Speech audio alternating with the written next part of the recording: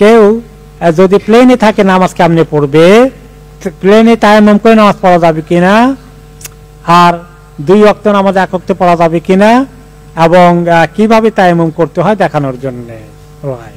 অনেকগুলো প্রশ্ন চলে আসছে একটার মধ্যে। প্লেনের মধ্যে ওযু করা, আগে ওযু করে প্লেনে উঠবেন, 1 নম্বর ওযু করে প্লেনে উঠবেন এবং মোজা পরে ফেলবেন। যদি প্লেনে নামাজের আগে ওযু চলে যায় তাহলে মুখ ধোবেন, হাত ধোবেন, পা ধোয়া লাগবে না, পায়ের উপরে মোছে করবেন।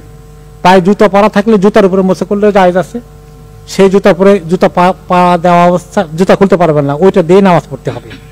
আর যদি বলেন যে আমি জুতা খুলবো, তাহলে জুতা খুলে মোজার উপরে মোছা করবেন, সেই মোজা দিয়ে মোছা দিয়ে নামাজ পড়া যায়। নবী করিম সাল্লাল্লাহু আলাইহি ওয়াসাল্লাম মোজার উপরে মোছা করে নামাজ পড়েছেন, জুতার উপরে মোছা করে নামাজ পড়েছেন। চামড়ার মোজাকে বেশি ব্যবহার করতেন, ওটার উপরে মোছা করেছেন, সুতার মোজার উপরে মোছা করেছেন। এগুলো একটা। তারপরে প্লেনে তায়াম্মুম করা যাবে না, পানি আছে ওখানে। আর যদি এমন হয় যে এত মানুষ, টয়লেট মাত্র একটা লাইন পাওয়া যাচ্ছে না, অথবা অসুস্থ, তার জন্য আপনি ছোট্ট একটা পাথরের মতো নিয়ে তার উপরে তায়াম্মুম করতে পারবেন। 2 ওয়াক্তে একসঙ্গে পড়া যেতে পারে। জোহর আসর 1 ওয়াক্তে নবী করিম সাল্লাল্লাহু আলাইহি ওয়াসাল্লাম সফরে হালতে পড়েছেন, আর মাগরিব এশা 1 ওয়াক্তে পড়েছেন। জোহরকে চাইলে আসরের সঙ্গে পড়া যায়। তায়াম্মুমটা এবং মোছা করাটা হয়ে গেল কেমন। আর 2 ওয়াক্তকে 1 ওয়াক্তে পড়া যায়। জোহরকে আসরের সঙ্গে, আসরকে জোহরের সঙ্গে পিছিয়ে নেওয়া যায়, আগে নিয়ে আসা যায়। মাগরিব এশা 1 জোড়া, জোহর আসর 1 জোড়া, এভাবে পড়া যায়। যা আমি জোহরের সঙ্গে আসর পড়ে।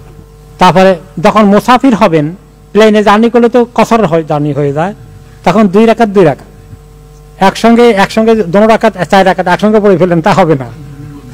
প্রথম 2 রাকাত জোহর, পরের 2 রাকাত আসর, প্রথম 3 রাকাত মাগরিব, পরের 2 রাকাত এশা। এই বেতরটা পড়ে নেওয়া উচিত, কারণ নবী করিম সাল্লাল্লাহু আলাইহি ওয়াসাল্লাম বেতরও মিস করেন নাই সফর হালতে। রাইট। এরপরে তায়াম্মুম কিভাবে করবেন? তায়াম্মুমের পাথরটা মনে করেন এই একটা পাথর, এমনি করে করলেন, করে তারপরে 3 বার করবেন, এরপরে এমনি করে একবার করলেন, হয়ে গেল। আবার পাথরটাকে এরকম করে নিয়ে এরপরে 3টা দিয়ে এই যে এই 3 আঙ্গুল দিয়ে এমনি করবেন পিঠে কনুই পর্যন্ত। এরপরে তালু আর এই 2 আঙ্গুল দিয়ে এমনি করে উপরের অংশ হয়ে গেল। ঠিক এই হাতে 3 আঙ্গুল দিয়ে এমনি করলেন, আর বাকি তালু এবং 2 আঙ্গুল দিয়ে এমনি করলেন, এই তায়াম্মুম হয়ে গেল। ওকে।